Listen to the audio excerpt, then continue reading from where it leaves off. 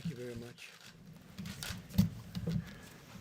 Busy time, very busy time. And let me begin by again expressing our support, solidarity, and love for the people of our great country. We're fighting for you, and we're enduring all of this together. And we will soon prevail together, making a lot of progress. We appreciate all of the great assistance from the governors and people within the states. The relationships have been really very good. I spoke with Governor Cuomo. We're working very hard to get additional things to New York as quickly as possible. As you know, we took care of the hospital, including personnel, the 2,500 beds that we built just recently at Javits, including personnel. And we opened it up to COVID.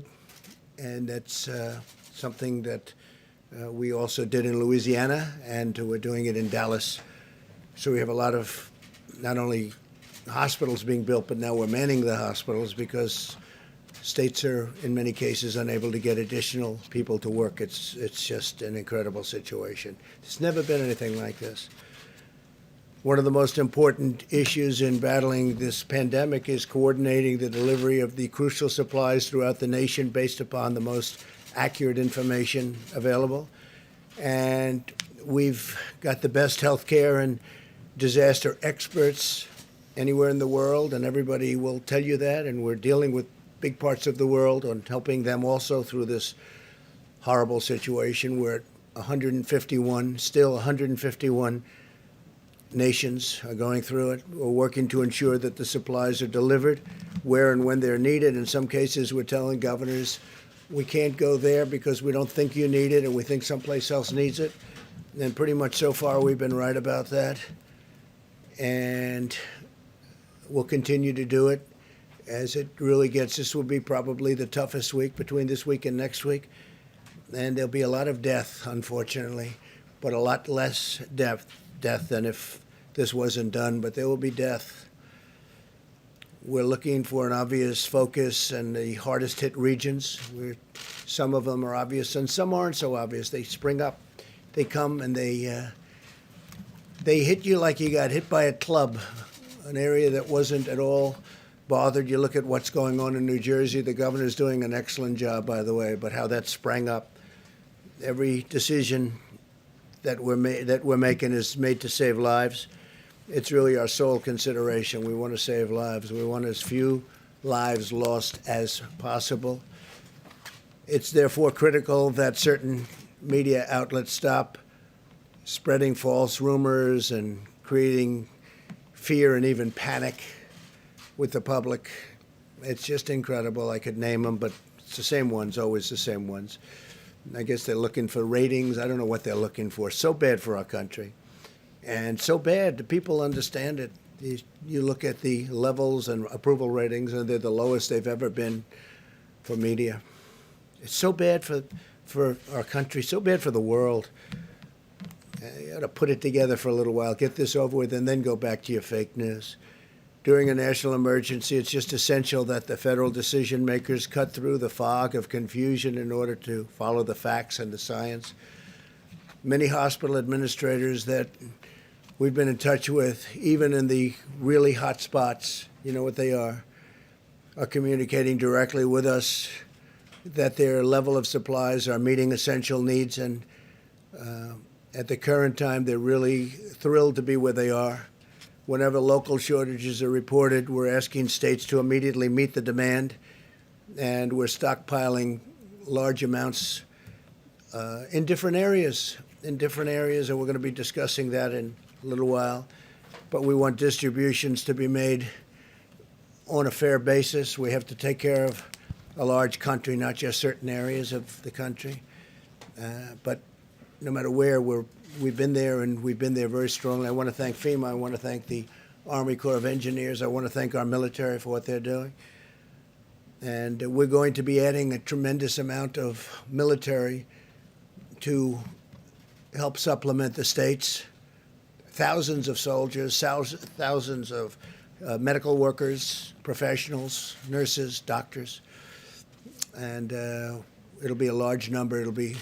We'll be telling them over the next very short period where they're going. They're going into war. They're going into a battle that they've never really trained for. Nobody's trained for this. Nobody's seen this. I would say since 1917, which was the greatest of them all, the greatest of this type of battle, probably the greatest of them all, right? 1917. Up to 100 million people were killed. In addition, we're working directly with hospitals and existing suppliers and distributors to ensure that those with the greatest need are prioritized. And that need changes. One day it's one state or one locale, one city, and then all of a sudden they're starting to do well. We had some very good reports coming out of the state of Washington, coming out of various parts of California. So areas that we were getting ready to really hit hard, we can now go to other areas. It looks like New York is going to be hit very hard. And Louisiana is just amazing the way it just spread up. And everyone's doing a good job, but they're going to be hit hard. Areas in the country that are not experiencing large-scale infections are requesting supplies beyond what their present circumstances require. And we talk to them, and we tell them, and we explain it, and for the most part, they're good with it. We think we're right. It's very understandable that officials would seek to get the most they can get for their communities. But the fears of the shortages have led to inflated requests. We have some states and areas where they're just asking for far more. I mean, look, we had one state asking for 40,000 ventilators. 40,000. Think of it, 40,000. It's not possible. They won't need that many, and now they're admitting they don't need that many, but we're getting as many as we can to them. Again, nobody's ever seen anything like this in terms of ventilators, in terms of protective equipment and uniforms and outfits. But it makes it more difficult for distributors to prioritize the real need. And it could intentionally, and, you know, look, everybody has proper intentions, but they want to make sure they're 100%. And sometimes when they know they don't need it, they want it anyway. It gives them that extra feeling of satisfaction, but we just can't do that. It's not even possible to think about it. And that's why, and we're a backup. Remember, we're a backup. We're the greatest backup that ever existed for the states, especially when we start getting into the hospital building business and getting into the medical center building business. When you see we built many hospitals, numerous hospitals in some states and medical centers. That's why my administration's been requesting actual usage numbers directly from the states and hospitals to meet their needs, because we want to be ready when the brunt of it comes, which is coming quickly. You see it. You see it as sure as you can see it. And when the brunt of it comes, we want to be ready to hit the area that needs it. We don't want to have spent everything in one area and they don't need it there to anywhere near the extent. So let me be extremely clear about one point. We will move heaven and earth to safeguard our great American citizens. We will continue to use every power, every authority, every single resource we've got to keep our people healthy, safe, secure, and to get this thing over with. We want to finish this war. We have to get back to work. We have to open our country again. We have to open our country again. We don't want to be doing this for months and months and months. We're going to open our country again. This country wasn't meant for this. Few were. But we have to open our country again. I just spoke with the commissioners, leaders of, I would say, virtually all of the sports leagues. Rob Manfred, Commissioner of Baseball, Major League Baseball. Roger Goodell, Commissioner of the National Football League. Adam Silver, Commissioner of the National Basketball Association. Gary Bettman, Commissioner of the National Hockey League. Jay Monahan, Commissioner of the PGA Tour. Kathy Engelbert, Commissioner of the Women's National Basketball Association. Dana White, the Ultimate Fighting Championship. Vince McMahon, President of the WWE. Don Garber, Commissioner of Major League Soccer. Steve Phelps, President of NASCAR. Michael Wan, Commissioner of the LPGA. Roger Penske, founder and chairman, Penske Corp, and Drew Fleming, president of the Breeders' Cup. And there are a couple of others on, and these are all the great leaders of sport, and they want to get back. They got to get back. They can't do this. Their sports weren't designed for it. The whole concept of our nation wasn't designed for it. We're going to have to get back. We want to get back soon, very soon. For example, and I have to say, we're using the Defense Production Act very powerfully. In some times directly, in many cases indirectly, just the threat of it's usually enough. But FEMA and HHS have ordered 180 million, think of that, 180 million. Who ever heard of 180 million N95 masks? And we're working now with 3M to see whether or not that all works out, but we want them to help our country. And I think it's going to be okay. We're going to soon let you know, but we need the masks. We don't want other people getting it. That's why we're instituting a lot of Defense Production Act. You could call it retaliations, because that's what it is. It's a retaliation. If people don't give us what we need for our people, we're going to be very tough, and we've been very tough. Usually we don't have to use it, but we've used it plenty. It's turning out more and more, unfortunately, and it works very well. Our supply chain logistics task force, led by Admiral John Polovchek, who's doing a fantastic job, will ensure they're distributed to the healthcare and critical infrastructure workers in the areas with the most pressing requirements. That's the 60 million masks that we're talking about, and the 180 million N95 masks. 180 million. Who ever heard of 180 million masks?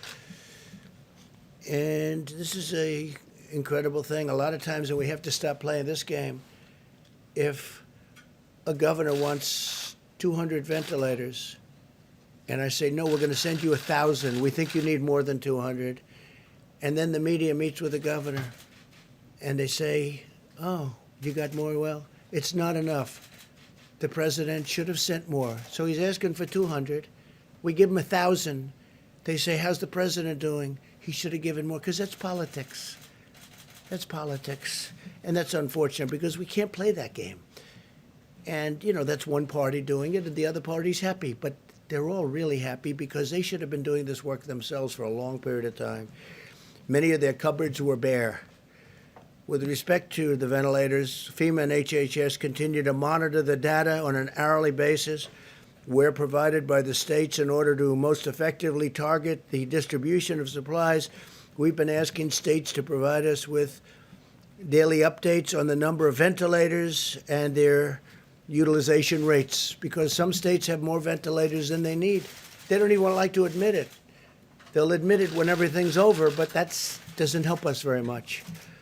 This data is vitally necessary so that we can ensure ventilators are getting to the right place at the right time. FEMA, HHS, DOD are developing resources within the next 24 hours. They will have a whole different set of criteria. Every day it's different criteria. Every day this horrible, invisible enemy changes a course. It changes course.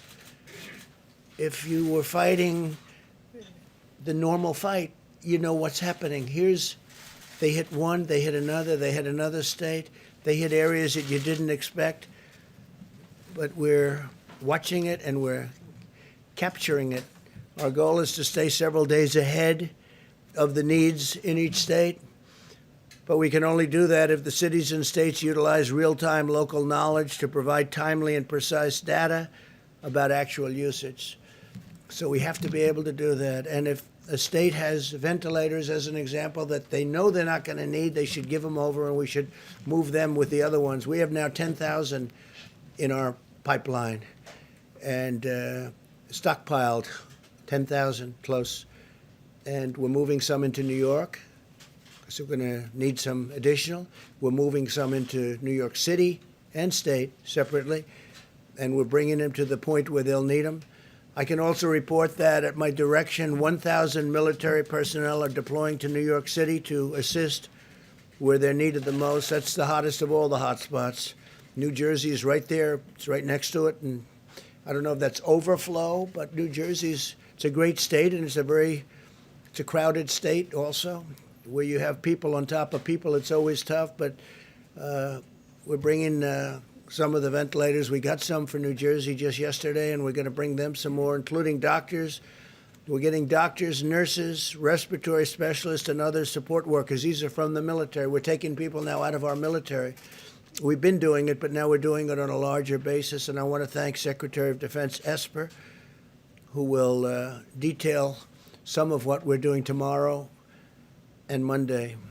As the situation in Washington State continues to stabilize, we're returning a 300-bed federal medical station to a different location, so where we need it, and we appreciate that. They won't be needing it, and we appreciate them letting us know we're going to move it to a different location. It was already built. Many governors initially made large requests for federal support for their states in anticipation of a greater number of cases, but the residents of Washington State have done a really good job of following the federal distancing guidelines. They really have. I'm also pleased to report that Oregon will be spending and sending. They're spending a lot of money because they really did stockpile well, and they're also sending 140 ventilators directly to New York, which we appreciate.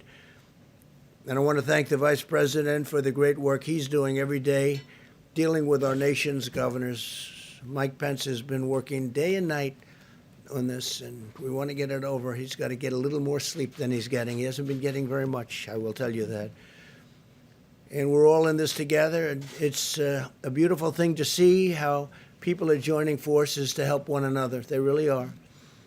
In addition to our courageous doctors, nurses, and healthcare workers, I also want to thank the incredible food supply workers who are feeding our nation. I spoke just a little while ago to Senator Bozeman. You know Senator Bozeman. We all do. He's a great senator. He's a great person. We spoke just this morning, and we discussed how important it is to keep our farmers and ranchers, processors, and distributors in our nation's prayers. And I want to thank the senator for the incredible job he's been doing. And a lot of the senators and congressmen and everybody's working very hard.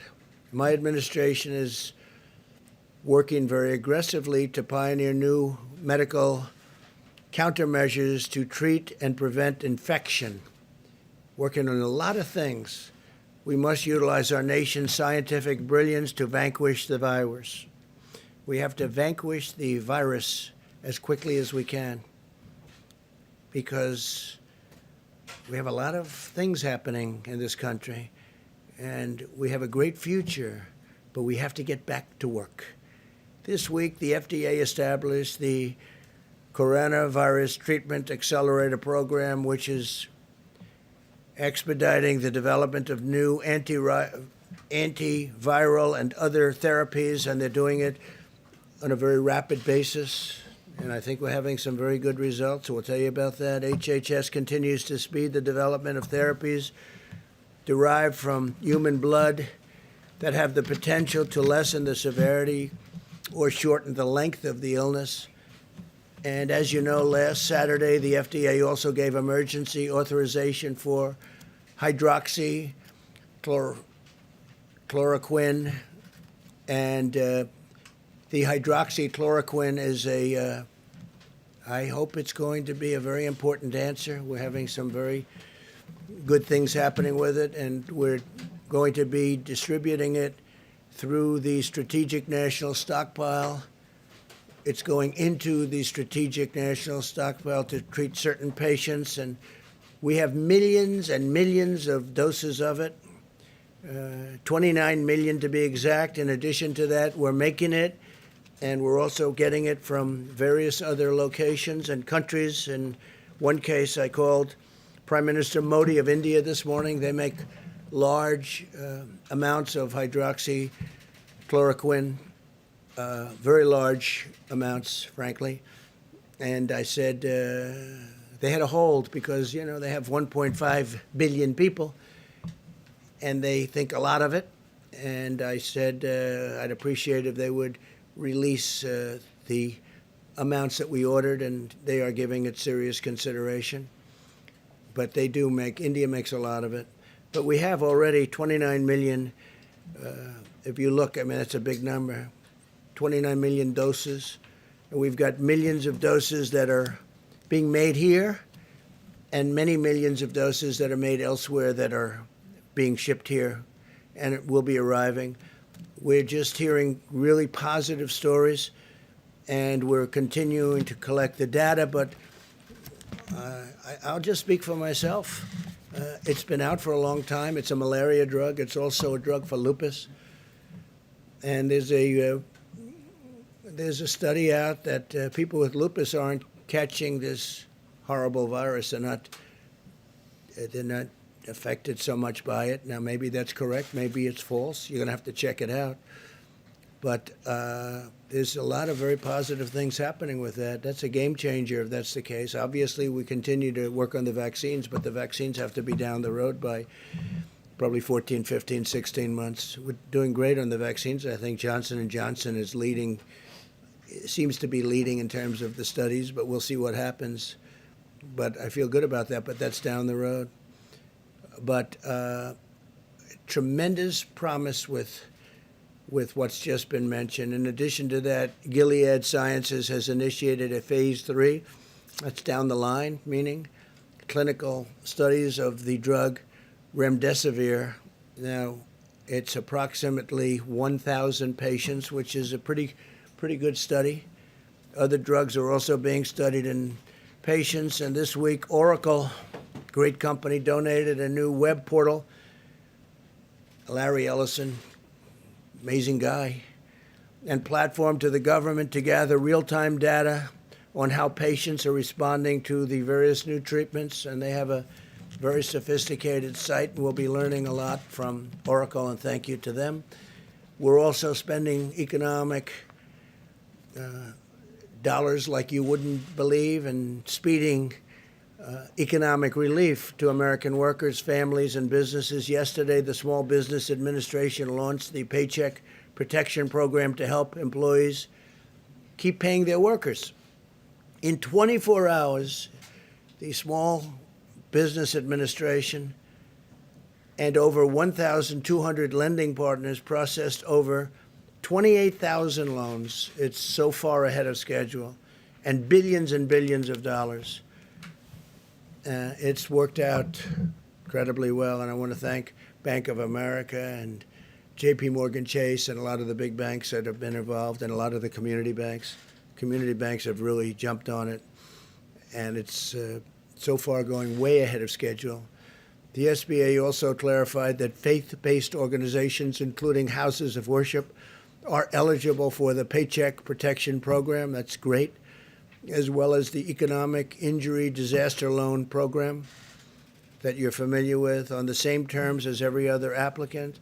If we run out of funding for the Employee Retention Program, I will immediately ask Congress for more money. This is money that's really going directly to the people that need it, the small businesses that need it, and the workers that need it. Finally, because when we open, we want to open strong with businesses that are going. Remember, we had the greatest economy in the world, and then one day we were told, you got to shut it down, stop it, tell everyone to stay home because of this horrible virus, and we did that. And we did the right thing, but now we have to open. We have to open our country. Finally, I can report that as of today, the State Department has successfully coordinated the safe return of more than 40,000 Americans stuck abroad on over 400 flights from 75 countries. Many of those countries were terrific in helping us, and I appreciate that very much. Some of them I had to call the leaders of the country, most of whom I know. And once I did, they snapped like you wouldn't believe. They really helped us great, so I appreciate that. So we brought back 40,000 Americans who were literally stuck in some countries with no chance of getting out. We got them back. 400 flights, 75 countries. Think of that. And those countries, in almost every instance, had a big problem with the virus. I want to thank the American people, most of all, for the selfless sacrifices that they're making for our nation. I know it's not pleasant, although some people have said they've gotten to know their family better, and they love their family more than ever. And that's a beautiful thing. They've actually gotten to know them. They're in the same house with their family for a long time. I guess it can also work the other way, perhaps, but we don't want to talk about that. And I want to encourage everyone to keep following our guidelines on slowing the spread. Sustaining this war effort is, and that's what it is a war effort, is the patriotic duty of every citizen. While we may be more physically distant for a time, we're closer together in the heart and in the spirit. And through this great national unity is happening. We're having a great unity developing that a lot of people didn't think would be possible to develop like this. And we will conquer the disease and restore our nation to its full and glorious might. We're doing really well, and I'm very proud of everybody out there. We're very proud of you. It's something that nobody could have ever projected. It's been over 100 years that a thing like this has happened. And the problem with this one is the contagion. It's so contagious. Nobody's ever seen anything like that, where it's so contagious. You can be feet away and just talking to somebody and catch it. You can catch it. You know how long it can live on surfaces. So things that nobody even thought of, the level of contagion. So we're getting there. We're going to make sure that it's over soon. And just keep going. It's not going to be long. And thank you very much. And with that, I'd like to ask Dr. Hahn to speak. And he's been doing yeoman's work at the FDA. Thank you very much, Doctor. Thank you. Thank you. Thank you, Mr. President. I'm going to speak about hydroxychloroquine and the efforts around that. Just to preface, I'd like to echo what the President said about the American people and the resiliency and the just terrific work. Mitigation is such an important part of our fight against the COVID-19 virus. Last week, as the President said, we issued an emergency use authorization to allow the donated hydroxychloroquine to come into the country and enter the general circulation. We are prioritizing this drug to come in for clinical trials, also into general use for physicians, because as you know, physicians, based upon their interaction with the patients, their assessment of the risks and benefits, can write a prescription for hydroxychloroquine if they think it's appropriate for the patient.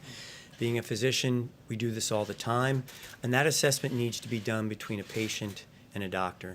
And then the third portion is we wanted to make sure that these drugs were in the circulation, in the supply chain, so that people who have them or need them for the other indications, lupus, rheumatoid arthritis, had them available.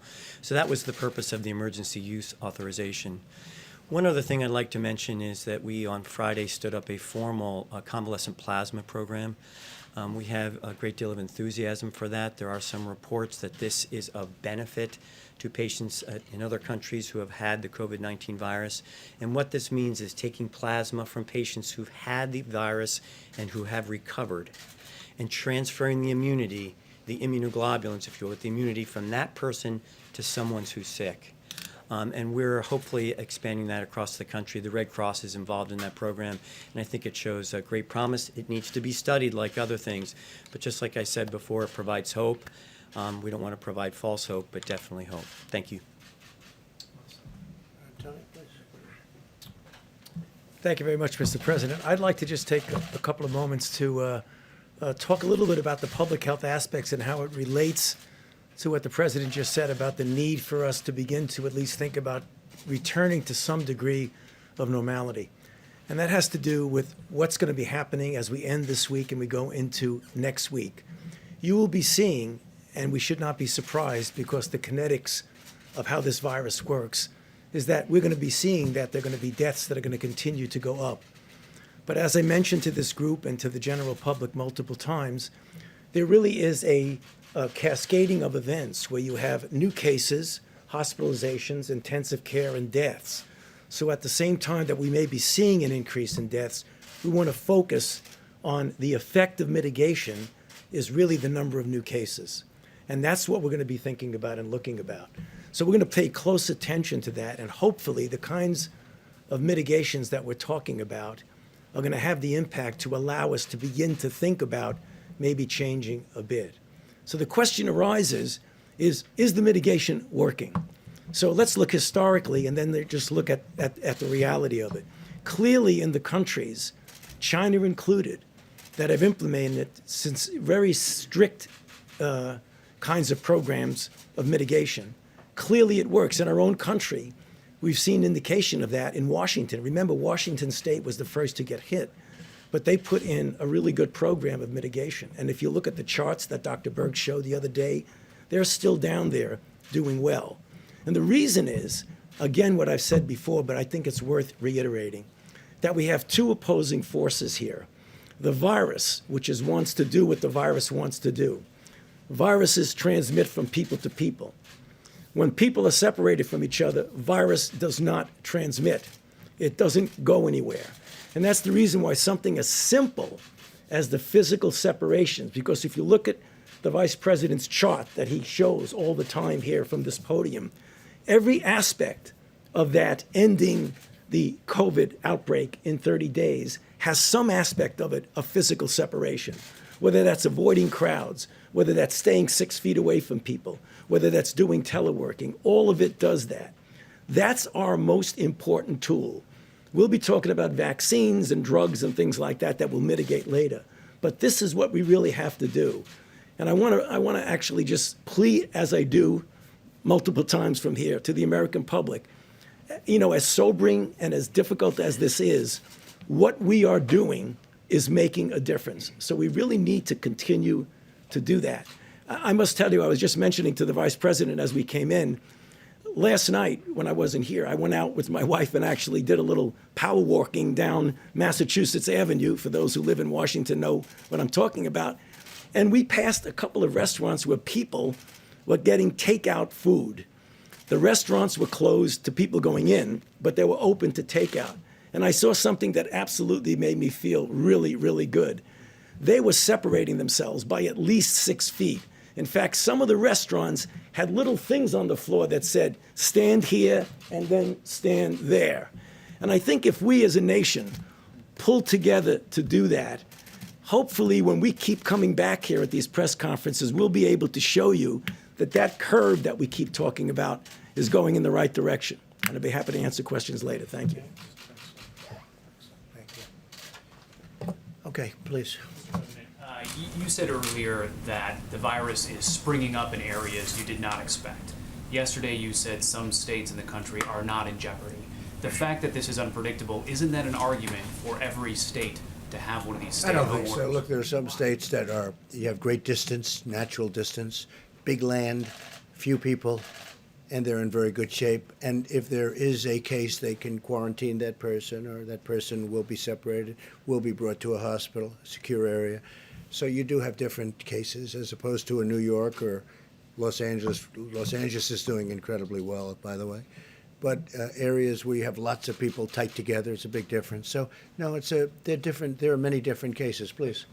Mr. President, you mentioned the military off the top. So 1,000 troops going to New York, and then are we expecting other mass deployments around the country? And then is it just the Army? Is it? No, not mass. Many of the places are really in great shape. They really have done a fantastic job, and we may add to the 1,000, but New York will be getting about 1,000 military people, nurses, doctors, lots of other people, because that's what they need. Yeah, and that's medical. No, medical military.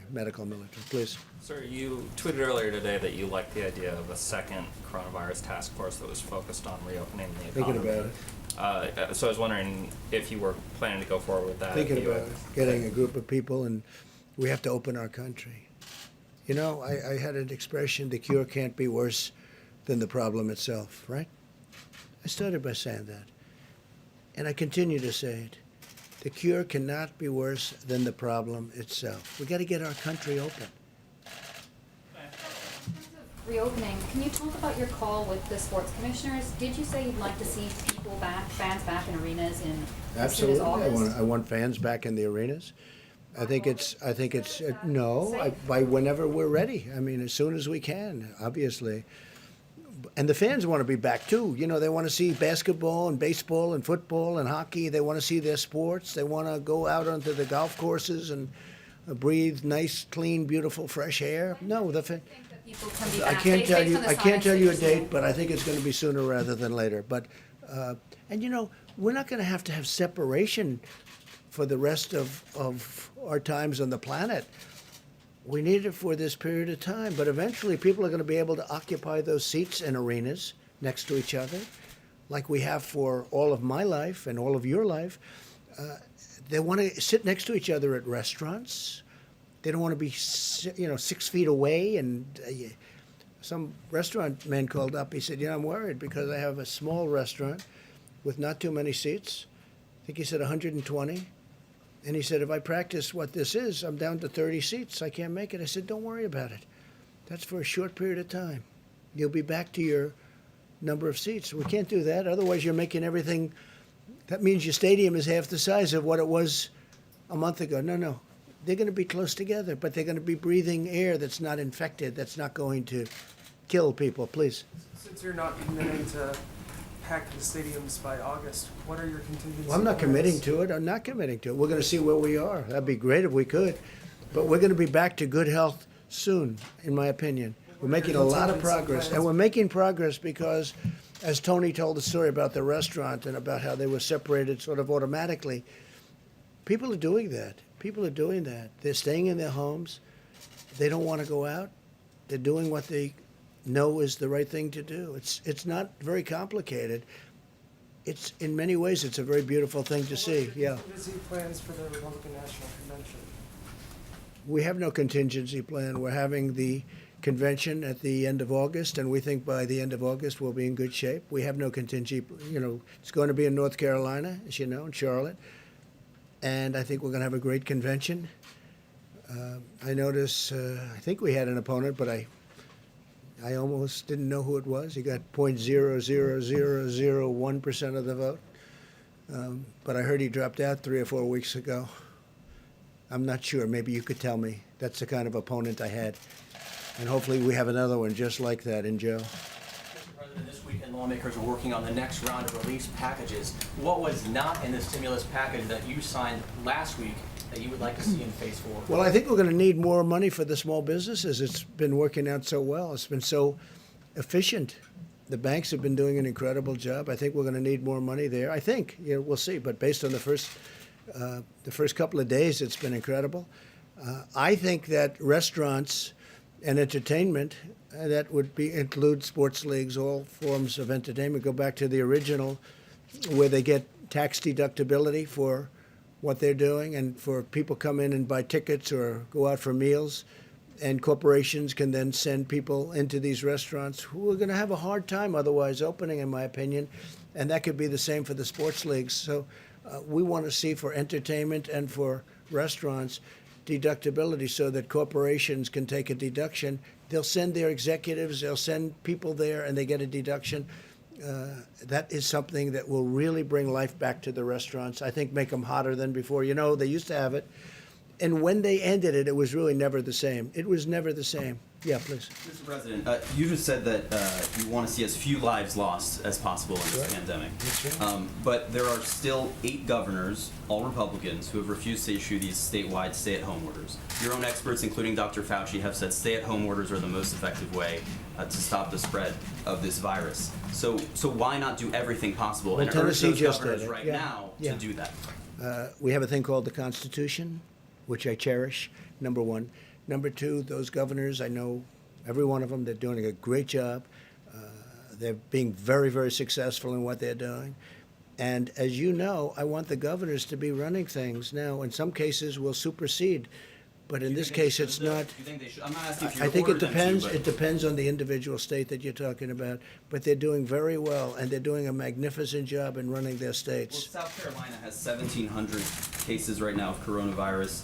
Utah has 1,255. I mean, are these not states that you think should have No, those I think stay-at-home they're doing a orders in great place? job. Well, that's a very small number relative to population. It's larger than some states that do have stay-at-home orders Okay, already in that's, place. it's up to the. If I saw something wrong, if I saw a massive breakout, of which that's not, I would come down very hard. But Isn't the key in this pandemic getting ahead of those numbers, though? no, not in that case, but in the case, I know the states you're talking about. By the way, I think you're up to 92% is covered. 92% of the country is covered. And from a constitutional standpoint, they made the difference. They called the shots. Yes, Jeff, go ahead. Mr. President, just a question about messaging. You and the others here are saying people need to continue following the mitigation efforts, but you're also saying again, the cure must not be worse than the problem. Which is it? No, I'm just saying we have to get this country open, Jeff. It has to get open. This country was not designed to be closed. So we have the greatest we've ever had, and then we're paying people to stay home? Think of it. We're paying people not to go to work. How about that? How does that play? I understand that. And they want to go to work, by the way. They don't want money. This country is great. But we're paying people. We have to get back to work. That's what I'm saying. Go ahead, please. Mr. President, this is off topic. It's about the announcement from last night. It's a yes or no question. Not that we expect the answer to be yes or no. But wasn't Michael Atkinson doing the job of the Inspector General of the intelligence community, the job he was supposed to do when he simply took the whistleblower complaint to Congress that what hadn't been taken previously? Wasn't he doing the job that he was supposed to do, that American taxpayers were paying him to do? And why did you decide to I terminate thought he did a terrible job. Absolutely terrible. He took a whistleblower report, which turned out to be a fake report. It was fake. It was totally wrong. It was about my conversation with the president of Ukraine. He took a fake report and he brought it to Congress with an emergency, okay? Not a big Trump fan, that I can tell you. Instead of saying, and we offered this to him, no, we will take the conversation, where fortunately we had a transcript. If we didn't have a transcript with the kind of deception and dishonesty that were practiced by the Democrats, I might not be standing here right now, okay? Fortunately, we had a transcript, and it was a perfect transcript because even the lieutenant colonel admitted it was correct. Okay, wait a minute, you asked a question. So he took this whistleblower, and I keep saying, where's the whistleblower, right? And why was the whistleblower allowed to do this? Why was he allowed to be, you call it fraudulent or incorrect transcript? So we offered this IG, I don't know him, I don't think I ever met him. He never even came in to see me. How can you do that without seeing the person? He never came in to see me, never requested to see me. He took this terrible, inaccurate whistleblower report, right? And he brought it to Congress. We offered to have him see my exact conversation. It was all about the conversation, by the way. That was the whole thing. It was about the conversation, right? And then after he saw it, he must have said, wow, because as I've said it many times, and it drives you people crazy, it was a perfect conversation. So instead of going and saying, gee, this is a terrible thing he said about the president's conversation. Well, it was a fraud. I didn't say that. And by the way, you have the whistleblower. Where's the informer, right? And here's another question. Remember, before I gave the transcript, in other words, before I revealed the real conversation, where's the second whistleblower? Remember the second wait.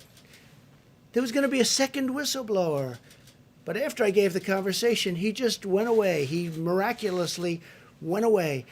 Where's the informer? Because there was going to be this informer. Maybe Schiff was the informer. You ever think of that?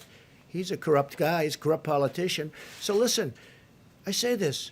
Where's the informer? Remember, the informer was coming forward. But I gave. Because, see, I did one thing that surprised everybody. This gentleman right here said, boy, that was a shocker. I revealed the conversation. I got approval from Ukraine because I didn't want to do it without their approval. And they said, absolutely, you did nothing wrong. By the way, President of Ukraine, foreign minister, said he did nothing wrong. And over that, with 196-0 vote by the Republicans, not one dissenting Republican vote, dishonest Democrats impeached a president of the United States. That man is a disgrace to IGs. All right, let's go next, please. He's a total disgrace. Did you run by your decision to dismiss the Inspector General by Senator? Okay, we'll get off this because people want to talk about what we're talking about. But let me just tell you something. That's my decision. I have the absolute right. Even the fake news last night said he has the absolute right to do it. But ask him, Why didn't you go and see the actual conversation? There was no rush. He said, oh, we have to rush it. He even said it was politically biased. He actually said that. The report could have been, you know who the whistleblower is, and so do you, and so does everybody in this room, and so do I. Everybody knows, but they give this whistleblower a status that he doesn't deserve. He's a fake whistleblower. And frankly, somebody ought to sue his ass off. All right, it's enough of the whistleblower. Go ahead, please. The governor of New York today said that he is still desperate for ventilators and that he has accepted 1,000 of them from the Chinese government. Are you concerned that What he didn't states- say is, okay, let me tell you what he didn't say. Two very good friends of mine brought him those ventilators, right? Two very good friends of mine. They brought them. If you'd like their name, I'll give you their name. But should states and No, but cities have the to governor rely didn't on mention China that. and Russia It came to supply? through the Chinese, the country of China. But they were given by two friends of mine. But he didn't tell you that. Now, the governor also, you'll see when you read the letter, the governor also asked for 40,000. 40,000. He wanted 40,000 ventilators. Now, the governor, as you know, had a chance to get 16,000 a few years ago. He decided not to get that. The state of New York has asked for help. I've given him 4 hospitals, 4 medical centers. Then I gave him an additional hospital. Then I gave him military people to operate the hospital. They were not supposed to be COVID hospitals. The ship is not. Interesting thing happened with the ship. People aren't in accidents because there's nobody driving. There's nobody taking motorcycle rides down the West Side Highway at 100 miles an hour. People are away. So people aren't being injured. Now they're asking whether or not we could open up the ship for COVID. We have given the governor of New York more than anybody has ever been given in a long time. I'll just say, I was going to say in history, but in a long time. And I think he's happy. But I think that, because I watched what he said today, and it was fine. I wouldn't say gracious. It wasn't gracious. It was okay. I must tell you, Gavin Newsom has been gracious. Los Angeles, California, the job we've done, and all of California. Why does that matter if they're gracious or not gracious? If It they need doesn't matter. supplies? It doesn't matter. But I think when we've given as much as we've given to New York, somebody should say nice. I'll tell you who's been very nice. Mayor de Blasio has been very nice. He understands what we've given him. We brought him some more ventilators, too, yesterday. But nobody has been given like New York. And I know he appreciates it. He just can't quite get the words out, but that's okay. When he says that he needs 40,000, Please, go ahead. Let me come back to Dr. Fauci's comments on... To which one? Dr. Fauci's Yeah. comments on mitigation. On the reproductive value of the virus, the WHO had it at, I think, 2 to 2.6. Others had it a percentage point or 2 higher. Do we have a new number now based on those mitigation techniques? Have we managed to bring it down? Well, Deb, I think maybe you should answer that, right? Dr. Birx, please? Yeah, sure. Go ahead. You know, it's an excellent question, and it's why all of the modelers, and I really want to thank them again, they're reevaluating all of their models in light of the level of the impact of the mitigation. Remember, none of us had really been through this before. So when we modeled school closures and distancing and staying at home and all of these pieces, that had never really come into the model before. They're working on that very diligently now. Of course, just to be clear, we won't know how valid the models are until we move all the way through the epidemic. What we're triangulating right now, and instead of working on R0, we're looking at testing and triangulating testing, test positive cases, hospitalizations, ICUs, and of course, the recoveries, because that's also very important to us. I think it's very important that the American people know that there are equal number of states with less than 5% positives despite high levels of testing. So there are states that are mitigating and making this work. There are also the states that you know of, the 18 states that have the larger outbreaks, and we're watching them very carefully, triangulating for them all of the information to ensure that clients who come to the hospital are cared for. And then there's states in the middle that we're trying to figure out, are they changing or not? Each of those states and each of those epidemics within those states may have a different R value. And that is what we're trying to figure out, and it's very variable on each of these factors, but the bottom line is, and I think going into this weekend, it's really important for the American people to know this. Spain and Italy are moving through this. They are seeing their number of cases drop. They're seeing the number of people in hospitals drop. We are about, on our models and on the actual data, about 12 days behind them. At the same time, we see in the United States really good case studies of the impact at Washington State, of California, and then a series of smaller states where we're trying to learn from them how to do surveillance. And with these new HHS, Abbott ID Now kits, and I just want to thank Admiral Giroir for getting them out, being able to look at testing in a more comprehensive way so we can be doing surveillance and mitigation simultaneously so we can answer that very question. It's going to be very difficult to answer at this moment across the United States because each metro cluster is on a different pathway as they move through the epidemic. And I think we just really ought to emphasize through, because we see Italy, we see Spain moving through, and we hope to be in that same position. At the same time, as the president said, he's concerned about every single person that is succumbing to this virus. We all are. And that's why we're making sure that in this triangulation, they're tracking minute by minute. When we say FEMA and HHS is tracking minute by minute the ventilator, hospital, and ICU bed need, that's exactly what's happening. And also being flexible and responsive. To have DOD take 1,000 healthcare providers out of their medical corps is a very big deal. I was in the medical corps for 29 years. We never did that. So this is saying we respect and understand the importance and value of the American lives and doing that. But the R values will be variable by state. Can I just follow up? A week ago, we were talking about a county by county. Before I do that, you had breaking news last night. You know that, you saw that, where I think the probable presidential candidate for the Democrats will be Joe Biden. And he agreed that I was correct when I stopped people from China very early, very, very early, from coming into our country. And Dr. Fauci said that was a very big moment because it would be a much different picture we have right now had we allowed thousands and thousands of people from a specific area, I don't have to go into it, from China, to come in highly infected. It would have been a very different thing. The other thing, so I appreciate the fact that he did, because I was called xenophobic, racist. I was called many things when I did that very early. And I got a lot of credit for it in the Federalist, because the Federalist covered the whole journey. And they said Trump was, I didn't speak to the author, respected author. They said Trump was right at every single move.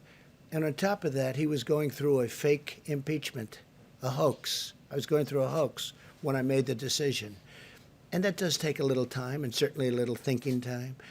But I appreciated the fact that Joe Biden announced last night that he now agrees that I was correct. You saw the report come out that I was correct when I stopped people from China coming in at a very early date. President, can we talk about the Captain Crozier of the USS Roosevelt? Which one? What? Captain Crozier, who was removed as the commander of the USS Roosevelt. I don't know if you saw the videos of sailors cheering for him as he left. Our reporting shows that some sailors have said that they are worried to re-enlist because they are not convinced that commanders are taking care of their health and taking care of them. No. What do you say to them? Well, I don't And know how much does about it. how I does can only removing tell you this. captain Here we have one of the take care greatest. of Here we have one of the greatest ships in the world, nuclear aircraft carrier, incredible ship, with thousands and thousands of people, and you had about 120 that were infected. Now, I guess the captain stopped in Vietnam, and people got off in Vietnam. Perhaps you don't do that in the middle of a pandemic or something that looked like it was going to be. You know, history would say you don't necessarily stop and let your sailors get off, number one. But more importantly, he wrote a letter. The letter was a 5-page letter from a captain, and the letter was all over the place. That's not appropriate. I don't think that's appropriate. And these are tough people. These are tough, strong people. I thought it looked terrible, to be honest with you. Now, they made their decision. I didn't make the decision. Secretary of Defense was involved, and a lot of people were involved. I thought it was terrible what he did. To write a letter?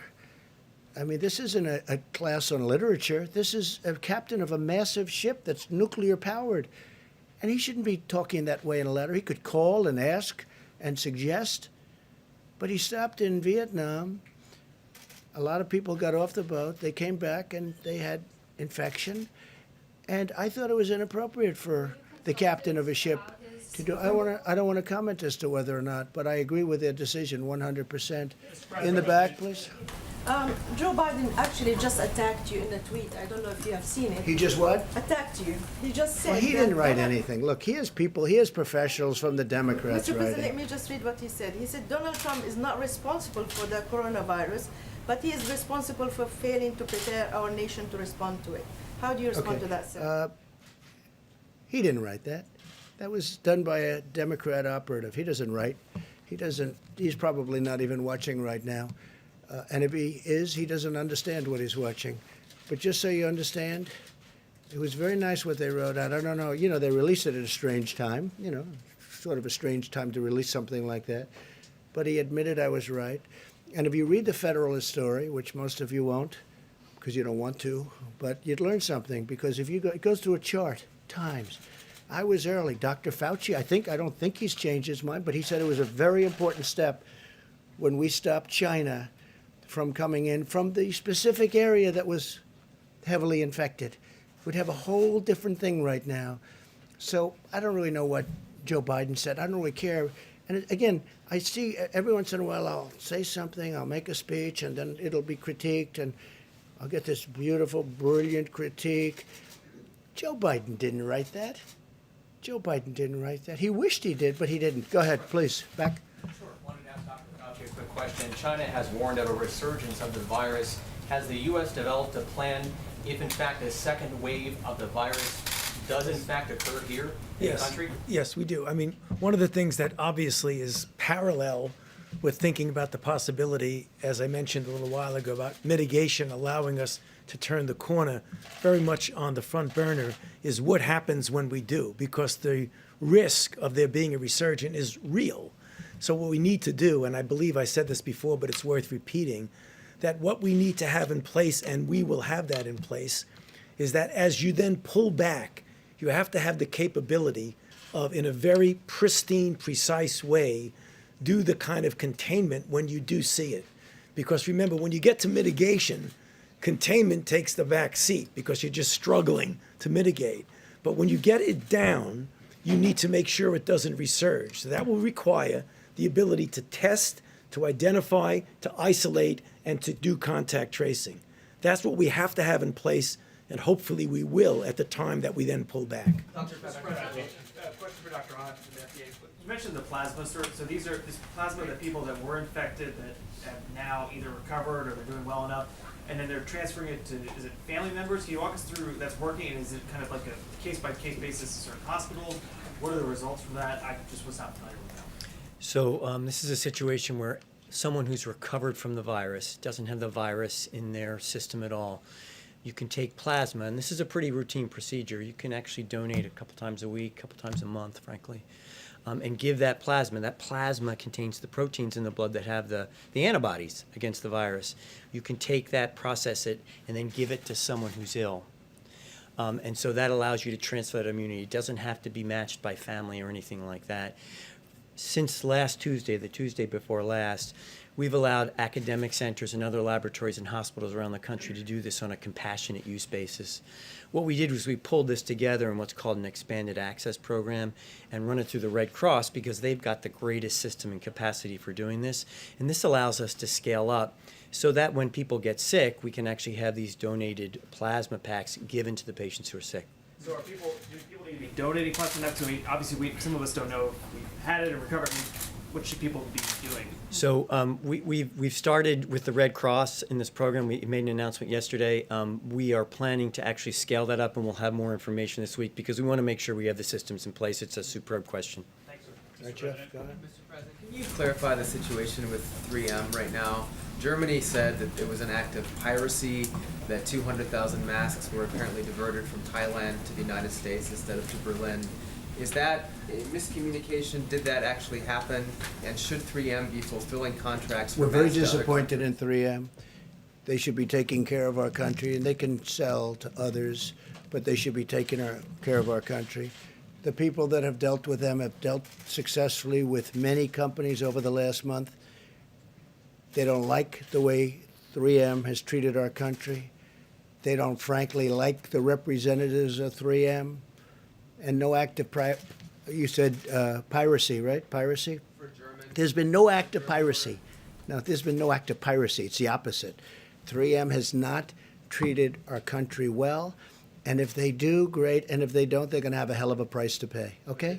I say it that way. And I watched him on television on something talking about how this is so hard to believe, so hard to fathom. They ought to get their act together, because I got involved and I looked at what happened, and they have not, 3M has not treated our country well. Just clarify about that German order. Go though. ahead, please. Was that the verdict, or was that not? We'll get you the information. I was wondering about what you're seeing as far as lupus patients in regards to coronavirus. I know the president mentioned this earlier, but what does the medicine say? What is the question? Is that what is the incidence of coronavirus? If you have lupus, do you have a greater chance of getting coronavirus? There's right now. This is being looked at in a natural history study. We don't have any definitive information to be able to make any comment on that. It's an obvious good question, because it might be a way for us to get some interesting and potentially important data as to the role of those medications. But that's something that is now being looked at, but we don't have any data to be able to say anything definitively. And I hope they use the hydroxychloroquine, and they can also do it with Z-Pak, subject to your doctor's approval and all of that. But I hope they use it, because I'll tell you what do you have to lose? In some cases, they're in bad shape. What do you have to lose? It's been out there for a long time, and I hope they use it. And they're going to look at with doctors, work with doctors, get what you have to get. But we have it stockpiled, and we have a lot of it, and we're getting more of it. And as I told you, I spoke to Prime Minister Modi. We're getting more of it, but we have a lot of it. And I hope they use it, because it's been used for a long time, and therefore it's passed the safety test. FDA has been terrific. Dr. Hahn, I appreciate it very much too. But I've seen some results. Now it's early, I guess. It's early, but they should look at the lupus thing. I don't know what it says, but there's a rumor out there that because it takes care of lupus very effectively, as I understand it, it's a drug that's used for lupus. So there's a study out there that says people that have lupus haven't been catching this virus. No, maybe it's true, maybe it's not. Why don't you investigate that? And there's also other studies, with the malaria, that the malaria countries have very little people that take this drug for malaria, which is very effective for malaria, that those countries have very little of this virus. I don't know. You're going to check it out. But I think people should, if it were me, in fact, I might do it anyway. I may take it. Okay? I may take it. And I'll have to ask my doctors about that, but I may take it. Yeah, please, go ahead. Mr. President, last week, the last couple of days, you've been really optimistic about Russia and Saudi Arabia coming together on the deal on oil. But in the last 24 hours, the OPEC Plus meeting's been pushed back. They've traded some really critical... Well, OPEC can do whatever. Look, I've been against OPEC all my life. Because what is it? It's an illegal, you could call it a cartel, you could call it a monopoly, there's a lot of different names for it. But it broke down very violently. Very violently. So I don't care about OPEC. I really don't. I couldn't care less about OPEC. Let me just say, no. I think they're going to settle it. You know why? Because they're going to be destroyed. They're destroying themselves if they don't. Russia, it's a very important, and we had a very good conversation, President Putin and myself, very good. But Russia, a big part of their economic well-being is from oil. Well, oil is at a record low. Nobody's ever seen anything like it. It's actually lower than you even think. And it's to their advantage. Obviously, it's to Saudi Arabia's advantage. They told me they're discussing, Saudi Arabia went much further than that. He thinks that a deal is going to be made at 10 million barrels reduction, and maybe more than that. He actually indicated it would most likely be much more than that. So we'll see what happens. I mean, we're going to see what happens. But as far as OPEC is concerned, I mean, I was against OPEC for years and years because I thought it was very unfair to our country. The beautiful thing is we have built one of the great, one of the things we've done is created so much we produce. We're the #1 producer in the world right now.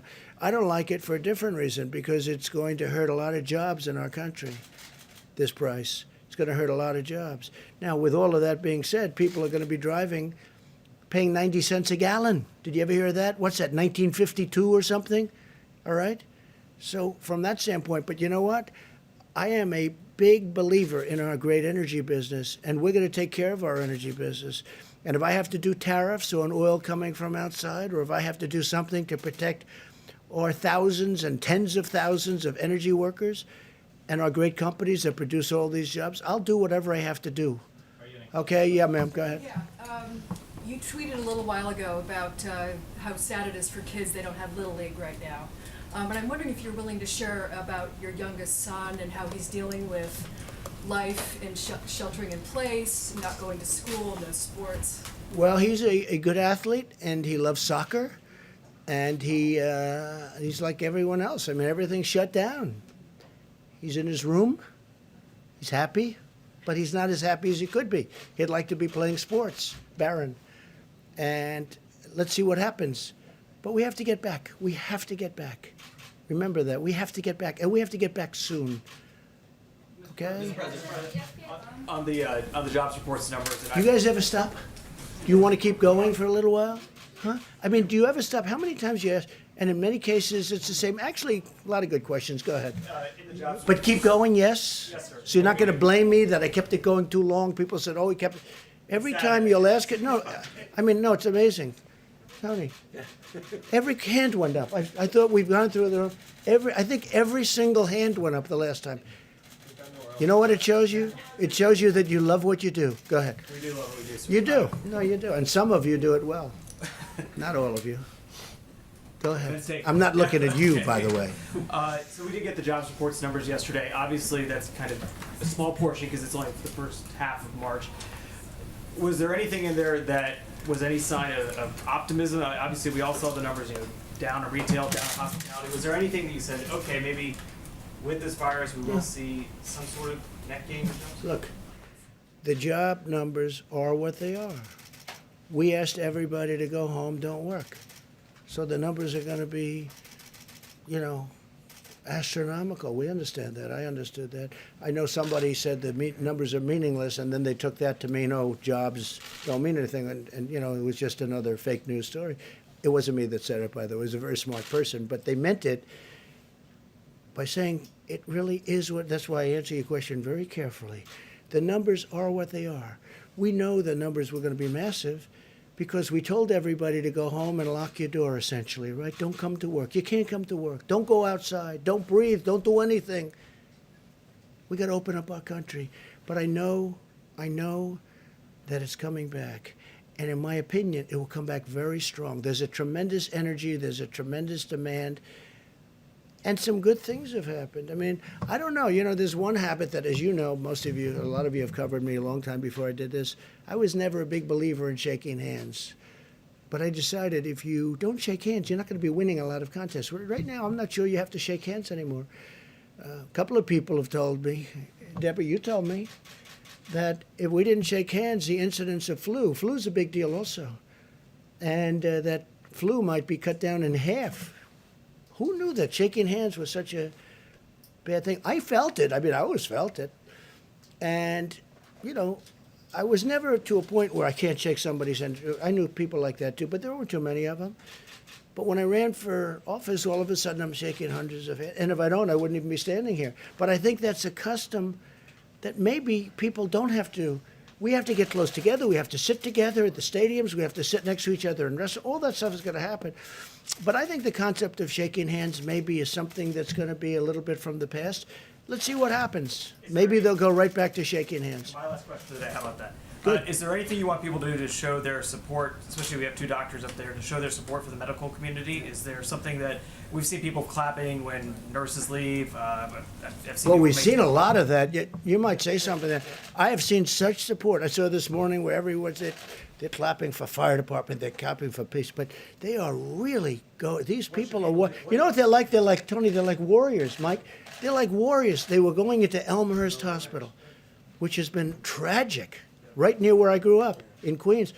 Going in, and the people in buildings are going. I mean, they're the rock stars. They're warriors. Nurses, doctors, first responders. What they're going through.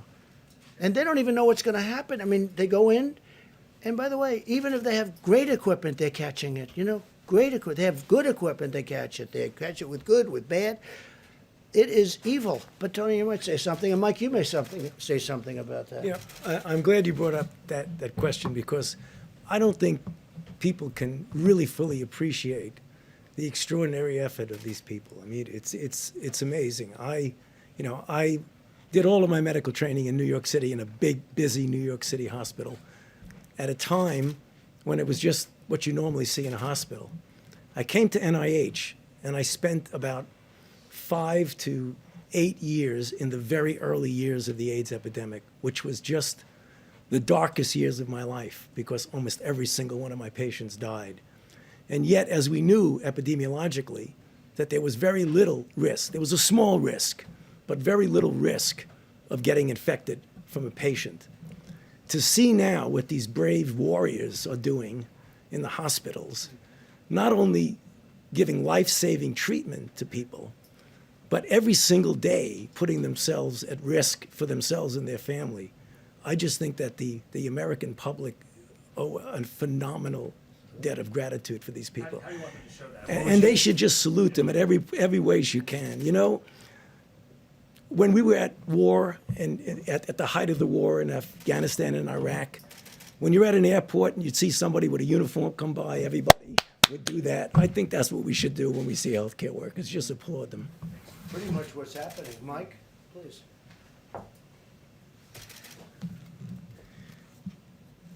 The stories are incredibly moving about what healthcare workers are doing every day.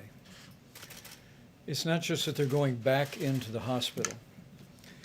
In places like New York and New Jersey, earlier than that in Washington State and California where this first began. It's not just that they're providing care to people, but because of the nature of how contagious the coronavirus is, they're also supplementing for family. I mean, that's what gets to me. When I hear the stories that, understandably, in nursing homes and in hospitals, they're restricting visitors, then they should, to prevent the spread of the virus to be brought into the hospital or to be brought out. And so to hear the stories of healthcare workers who are holding up an iPhone while someone who's critically ill with the coronavirus may well be saying their last goodbyes to their family, and then to be there in those moments. I mean, our healthcare workers they're not just doctors and nurses today, they're supplementing for family, for people all across the country. And I just think, tomorrow's Palm Sunday. It's Holy Week in the great Christian tradition. And I have people ask me from time to time, send me an email or on the many conference calls that we have, they said, what can we be praying about? And my first thought is with the families who have lost loved ones and the patients who are struggling with coronavirus. But during this very special week, I just encourage people to pray for our healthcare workers. Pray for them and their families. They are really the hands and feet every day, not just of healthcare, but of the heart of the American people. And we are all grateful for them every hour of the day. And think also about the Army Corps of Engineers. That's a little different, depending on where they are and where they're working. But the Army Corps of Engineers, throwing up a hospital in New York City, 2,500 beds in 3 days? I mean, think of that. And FEMA, what they're doing. And the National Guard is now delivering for the states because the states were unable to we'd drop it at a big warehouse where we're told to drop it. And the states were unable, some of the states were unable to bring it from the warehouse to the site. So we got the National Guard to become a delivery service, if you can believe it, and they would bring it. And some of those sites were dangerous sites. They were very dangerous sites. Think of that. It's been amazing. It's been amazing. I just think I've never seen anything like it. I'm so proud of this country. And really, it's a world problem, and some countries in the world are just handling it so well. You know, again, I keep saying it's 151. That was as of 2-3 days ago. It's probably more. Some people said they didn't know there were that many countries. That's how big this is. And Mike said something else. So, yeah, Palm Sunday, tomorrow. Think of it. We're not going to churches on Palm Sunday. But think of next Sunday, Easter. And I brought it up before. I said, maybe we could allow special for churches. Maybe we could talk about it. Maybe we could allow them with great separation outside on Easter Sunday. I don't know. It's something we should talk about. But somebody did say that, well, then you're sort of opening it up to that little, do we want to take a chance on doing that when we've been doing so well? But Easter Sunday, Palm Sunday, I'm going to be watching tomorrow live from Riverside, California. Great church. But I'm going to be watching on a computer, right? On a laptop. I think on Easter, maybe I'll be watching from a laptop as opposed. So how sad is it that we have Easter Palm and Easter Sunday, and people are watching on laptops and computers? It's sad. But the job that this whole country has done is amazing. But I'll say this, our medical professionals, what they've done, because they walk into those hospitals, you see them putting on their gear, and they're putting it on as they're walking through the front doors. And some of those people are going to die. They're going to die. It's like incredible. And we can say what we want, Tony and Deb, about young and medium-aged, and there are plenty of those people dying too. It generally hits the older people where they have problems. It hits young people too, and it hits middle-aged people too. But these people are walking into hospitals, and I watch. I think it's incredible. And they're putting their outfit. They're getting it, and they're going in. It's like a war. Again, there's never been anything so contagious as this. In 1917, it was vicious if you got it, but it wasn't contagious like this. Now, in 1917, had they had the internet and all the means of communication, they could have practiced distancing. By the time people started thinking in those terms, they lost, I guess, 75 to 100 million people. So that's modern, that's a modern day great thing that happened. Please. Yeah, just on antibodies. To what extent do you think that you can use antibody tests to determine who can go back to work and how? Well, I don't know. I'd rather leave that to the doctor. Doctor, do you have an answer to that? You think it'll be a tool? We think it'll be a tool to help us get people back to work. It'll be additional information because, as you know, if you have an antibody, that means you were exposed and have recovered from it. That, with the information about diagnosis, should help. But how quickly can you scale up this testing to determine on a large scale how many people can go back to work and have these antibodies? So as you know, a couple weeks ago, we provided a great deal of regulatory flexibility around this. A lot of great developers have been working on this. Dr. Birx put a call out to the academic labs around the country to do this, and we've been working very closely with a number of manufacturers. So we think that it can be scaled up relatively quickly. Mr. President. Mr. President, a question for Dr. Fauci. In a recent interview, you had said that you knew the 15-day guidance would not be enough. I wanted to ask your confidence level about the 30-day guidance and whether it'll be enough. It's tough to talk about levels of confidence, but I can tell you one thing that I feel strongly, that if we do in a very proactive way what I said in my opening comments, and people literally across the country as a baseline have that physical separation, and as we've mentioned up here, there'll be varying degrees of that depending upon whether you're in New York City or you're in a place that's less. But every place, everybody should be doing some degree of this physical separation. If we do that, Again, I have confidence that what we will see is the turning around of the curve. Whether or not it'll be all the way down where we want, it's impossible to say. I would be foolish to say that. But the one thing I am confident in, so let's take this to the bank, that mitigation works. So it does. We've seen it in other countries. We've seen it in our own country.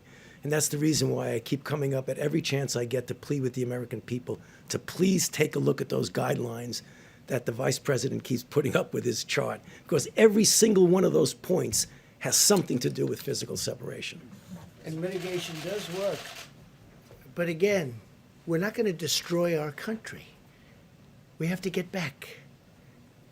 Because, you know, at a certain point, you'll lose more people this way through all of the problems caused than you will with what we're doing right now. What we're doing right now, I think it's going to be very successful. But you know what? I don't know. We have a big decision to make at a certain point. Okay? We have a big decision to make. We went this extra period of time. But I said it from the beginning, the cure cannot be worse than the problem itself. And we cannot let that happen. We have an incredible country. We were having the greatest period in our country's history from an economic standpoint in many other ways. We cannot let this continue. So at a certain point, some hard decisions are going to have to be made. Go ahead. Mr. President, ventilator manufacturers are doubling, tripling, even quadrupling their production in some cases. That's true. And yet medical experts and some of these manufacturers are predicting that there will still be shortages of tens of thousands of ventilators. Is it time for you to level with the American public that there likely will be shortages of ventilators in some cases? Could be. I mean, it could be you have shortages, and it could also be that you have some that have way overestimated the number of ventilators they need. We think that, we have a good amount ready to move. I mean, literally, like an army. They're ready to move to any hotspot. But some of the ones that you're talking about, always a nasty question from CNN, but some of the ones, because I think that, frankly, because you know what, you've asked that question about 10 times over the course of about a month. Look, we're mobilized and ready to go. We have a lot of ventilators ready to go. And if we had given them all out, we wouldn't. And you would be overstocked in many areas. What we're doing is we have a very good plan to take from some areas, even though we have the 10 or almost the 10,000, we're also taking from areas that won't be as badly hit as today we think they will be. There will be some areas hit harder than we think, and there's nothing that Deborah or Tony or any of these professionals can do about it. This thing moves in a lot of ways. But what we're going to do is we are going to have, and you look at us compared to a lot of other countries, we're in much better shape. But these professionals have done an amazing job. Now, over the next week and 2 weeks, it's going to be a very, very deadly period, unfortunately. But we're going to make it so that we lose as few lives as possible. And I think we're going to be successful. I think we already are successful in that regard. When you look at that graph and you see all of the bumps, if you want to call it, at a very low level, and you see a couple at a higher level, they were tough. But you see all of those levels. You know, when you look at, and when you hear about Italy, and then you hear about France, and then you hear about, what we have is we have many Italys all over. They're like countries. California is a country. New York is a country. If you look at them from the standpoint of what we're talking about, we have many like country spots. Some are hot spots, and there's nothing we're going to do about it. One of the biggest surprises is Louisiana, because it started off so good, and then all of a sudden it shot up like a rocket. But we are going to try and have ventilators wherever we possibly can. Jeff, go ahead. Despite the Herculean effort of some of these companies to ramp up production as fast as possible, it still won't be enough. Well, New York wanted 40,000 ventilators. Okay, 40,000. Think of what 40,000 is. It's like cars. It's a big project. It's an expensive product. I mean, some of them are $50,000 a piece. I saw one the other day, $55,000. That was before they start playing the games with supply and demand, okay? Some are very, very, you call them luxury. Some are not. But frankly, these are very expensive products. These are very high-tech projects and products, and they take a period of time. We have thousands of them being built right now. Some will be ready. and we're going to have extra, and we'll keep them at hospitals. But a lot of hospitals, a lot of states had the chance of getting ventilators, and they turned those ventilators down so they could spend their money at something else. And in a way, I understand that, because who thinks a thing like this? It's not a knock. If I'm told, like perhaps New York, you can spend $1 billion on ventilators and get 16,000 or a massive number of ventilators that they've been offered over the years, or you can build a new bridge or road or something. I mean, I understand how that works. I'm not blaming anybody. I'm just saying a lot of the states had chances of stockpiling a lot of ventilators. They didn't do it, and I think we're doing a very good job in helping them out. Please, Jeff. And it's a very fair question. I understand that question very well. Yeah. To follow up on what you and the others have been saying today about it being a deadly week or two coming, can you give us a sense, or perhaps Dr. Birx, of what that means numerically? I'd like to ask also, I'd like to say, we know pretty much the line of attack. We know the numbers.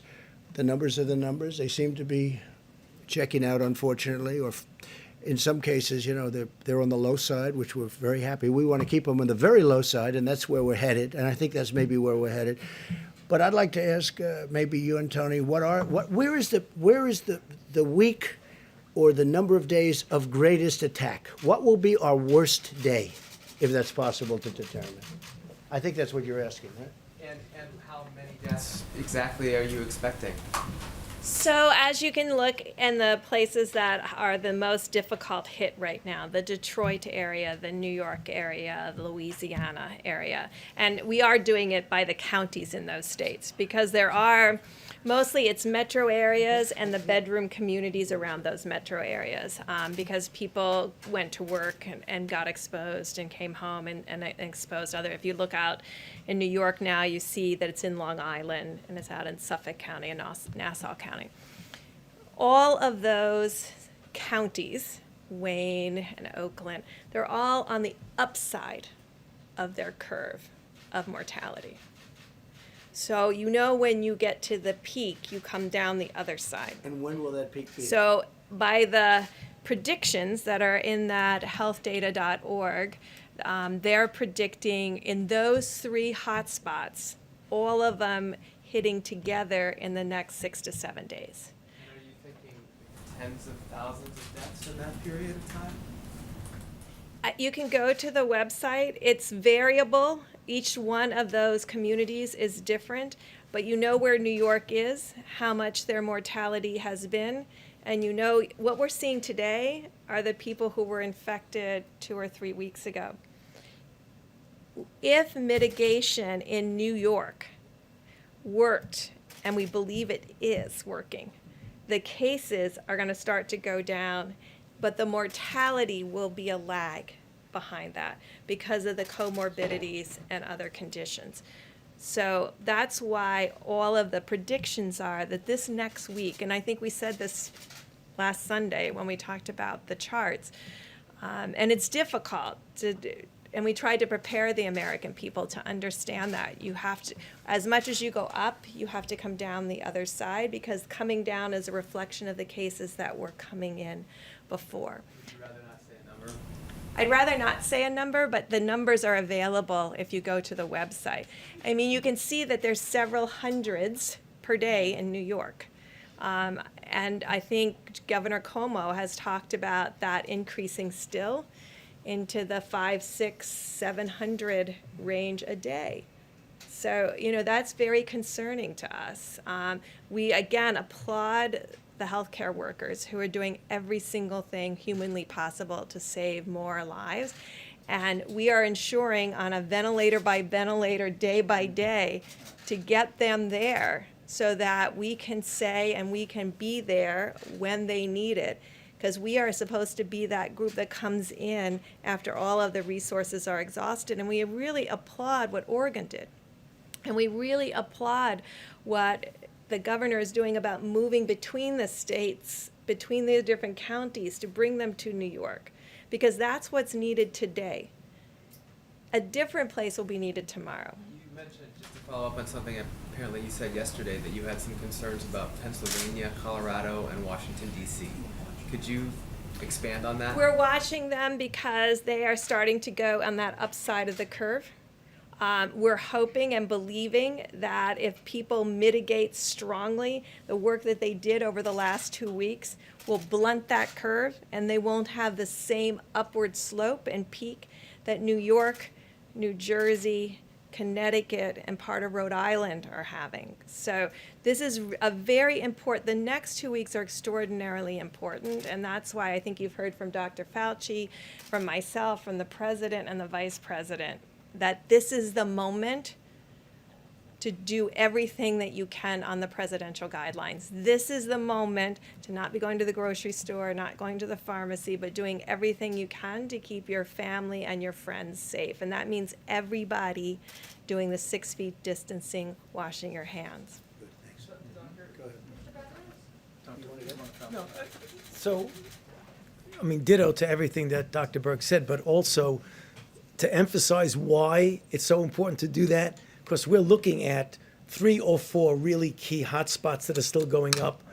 It's absolutely essential that the ones that are down at that lower level that Dr. Berg showed the other day, those communities where they're still going up, we've got to make sure we don't have multiple waves of peaks. That's going to be the answer to the question of when we can start pulling back.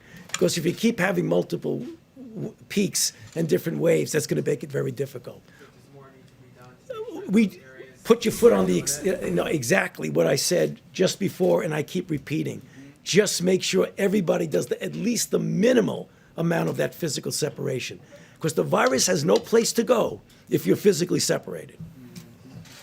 And one of the reasons that I keep talking about hydroxychloroquine is that the question that nobody ever asks, and the question that I most hate the answer to, is what happens if you do have a ventilator? What are your chances? And I just hope that hydroxychloroquine wins, coupled with perhaps the Z-Pack, as we call it, dependent totally on your doctors and the doctors there. Because you know the answer to that question. If you do have the ventilator, you know the answer to that question. And I hate giving the answer. So I don't want to get them there. I don't want to get them there. There's a possibility. And I say it. What do you have to lose? I'll say it again. What do you have to lose? Take it. I really think they should take it. But it's their choice. And it's their doctor's choice or the doctors in the hospital. But hydroxychloroquine, try it if you'd like. The other thing, if you have a heart condition, I understand, probably you stay away from the Z-Pack. But that's an antibiotic. It can clean out the lungs. The lungs are a point of attack for this horrible virus. But when you have a ventilator, don't ask the answer because I hate it. If you have it and it's working beautifully, I don't like the answer because it's not a very high percentage. So I want to keep them out of ventilators. I want to keep them, if this drug works, it will be not a game changer because that's not a nice enough term. It will be wonderful. It'll be so beautiful. It'll be a gift from heaven if it works. Because when people go into those ventilators, you know the answers, I know the answers, and I'm glad you don't write about it. Mike, please. Well, you've heard from the experts what our task force has heard, that it's going to be a difficult week for the American people. You will see testing increased around the country, and so cases are going to continue to rise across America. And before I give a few facts relevant to an earlier question about ventilators, let me add my voice to what the President just said and what all the physicians who've spoken has said. Even though we see the losses rising in the days ahead, do not be discouraged, because there is evidence across the country that Americans have been putting the social distancing and mitigation into practice, and it is making a difference. We are seeing it in the new cases that are being reported. Because remember, people Families that experience loss up to this day and in the next week have a loved one who contracted the coronavirus, in most cases more than 2 weeks ago. In many cases before social distancing and mitigation efforts were put into effect. And so we want to encourage you, believe in the President's coronavirus guidelines for America. Go to coronavirus.gov, print them off again, put them on the refrigerator, and remind yourself to put them into practice. On the subject of ventilators, if I can amplify the point the President made, our team at FEMA is doing a remarkable job working with governors, state health officials, and local hospitals, particularly focused on our priority areas. We'll refer to the New York metro area, which includes New Jersey and Connecticut. We're focused on the New Orleans metro area in Louisiana. We're focusing on Detroit. We're focusing on Chicago. These are the areas where we see the significant rise in cases. And we are surging supplies, specifically ventilators, but all personal protective equipment from FEMA to those areas. And just to give you a couple of examples, I spoke to governors in New York, New Jersey, Louisiana, Massachusetts, Michigan, and Maryland today alone. And in those cases, Governor Cuomo is actually assessing all of the available ventilators. We've sent 4,400 ventilators already to New York. As has already been referenced, they're going to receive a shipment of over 1,000 from overseas. And allow me to say, as I told her personally today, the governor of Oregon, Governor Kate Brown, her unilateral decision to send 140 ventilators because Oregon, they felt Oregon today is in a place where they could give those ventilators to New York, to me was in the very highest American tradition of loving your neighbor. And when I talked to Governor Cuomo, Mr. President, he actually told me they never asked Oregon for the ventilators. And Governor Brown hadn't even called him to tell him that she was doing that. It really is remarkable. When I talked to Governor Hogan today, and the President and I will be speaking to all of America's governors on Monday again, I told him how inspired I was and how he ought to spread the word to other governors in areas where they can spare resources to be joining with us at the federal level and providing them to states at the point of the need. But just a few for instances. As we track New Jersey, as I told Governor Phil Murphy, we deployed 200 ventilators to New Jersey today. Louisiana, where we're monitoring literally hour by hour what's taking place in New Orleans with some encouraging news, but still great challenges. Yesterday, you heard the President say that we deployed 330,000 gowns that have been delivered to the public health systems and hospitals there, 200 ventilators. I spoke to Governor Charlie Baker today and was able to inform him. We're watching Boston area very closely. 100 ventilators are deploying today. I spoke to Governor Gretchen Whitmer today. Detroit is experiencing a significant number of cases. We're watching it carefully. And today, FEMA directed 300 ventilators to Michigan. Again, as the President said, we're all working our hearts out. But what I want to say to American families and what I want to say to healthcare workers is that we are going to identify the resources, leave no stone unturned, and we are going to focus resources on those areas in the order that they emerge. Now, the last thought is back on mitigation. We are hoping that we do not see other major cities in the country experience what Seattle experienced, what greater New York City area is experiencing, what New Orleans is experiencing, and that's all in the hands of the American people today. So I just want to encourage you, coronavirus.gov, put into practice the President's coronavirus guidelines, and you will do your part to save lives, protect the American people, and ensure that we will have the resources to meet this moment wherever the need should arise. Mr. President, you spoke earlier about the SBA loan program that got up and running yesterday. But we're hearing from a lot of small business owners a lot of concerns about whether they will get this money. Some say some of the banks weren't ready yesterday to start processing loans. Some banks are layering, and some We're banks way are ahead of schedules. The banks have been great. layering extra J.P. restrictions Morgan on Chase, Bank of America, they're so far ahead.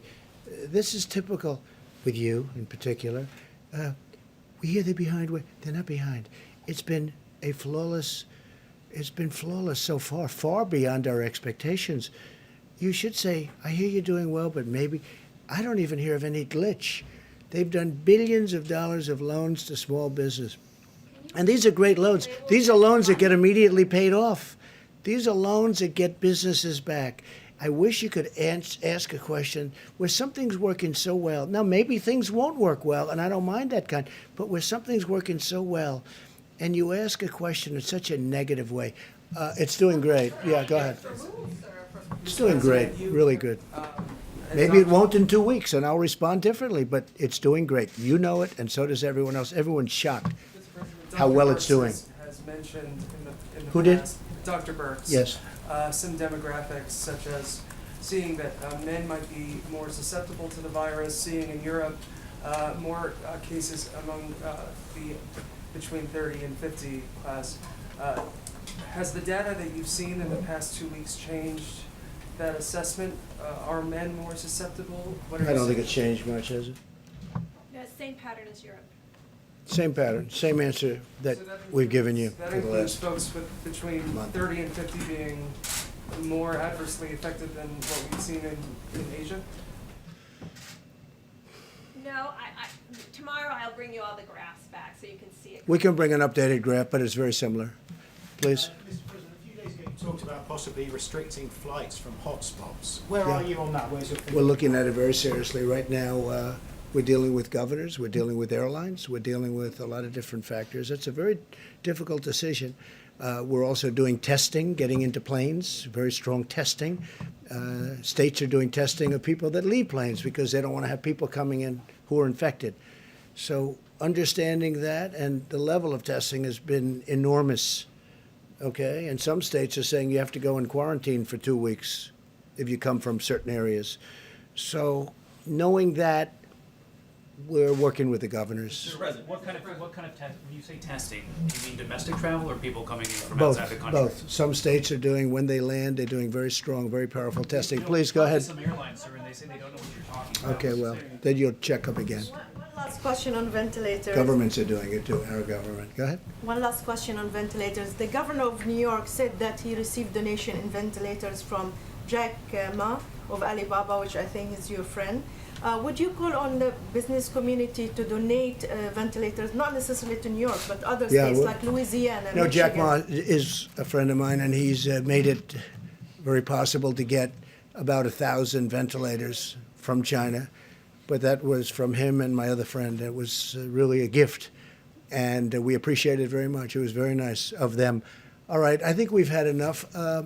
We'll be seeing you very soon, and I'm sure that you know that all of us are going to be working very hard. We're working very hard. We are really coming up into a time that's going to be very horrendous. Probably a time like we haven't seen in this country, wouldn't you say? I mean, I don't think we've seen a time like this in the country, and we're getting to that point where it's going to really be some very bad numbers. We want to keep those numbers a lot lower than they would have been, and we will do that. We have tremendous talent working. We have tremendous people, and that includes governors. That includes everybody. Everybody's working. But unfortunately, we're getting to that time when the numbers are going to peak, and it's not going to be a good-looking situation. I really believe we probably have never seen anything like these kind of numbers, maybe during the war, during a World War, World War I or II or something. But this is a war all unto itself, and it's a terrible thing. We will be seeing you soon. We'll keep you totally abreast. We're also going to be releasing new ventilator numbers because we have a lot of them coming and a lot of them going to different locations, and we appreciate it very much. Thank you. Thank you.